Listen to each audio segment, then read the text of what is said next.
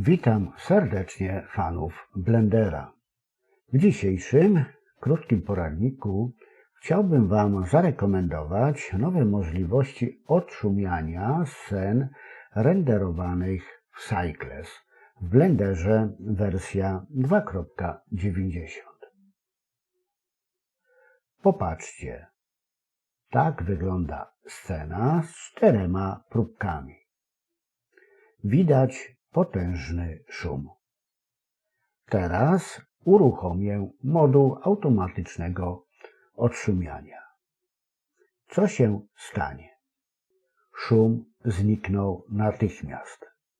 Nowy mechanizm odszumiania szybko zrobił swoje.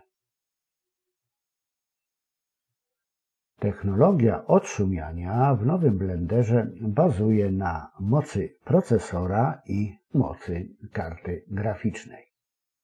Moja konfiguracja to karta graficzna NVIDIA GTX 1660 Super i procesor AMD Ryzen 5 3600 6-rdzeniowy 12-wątkowy.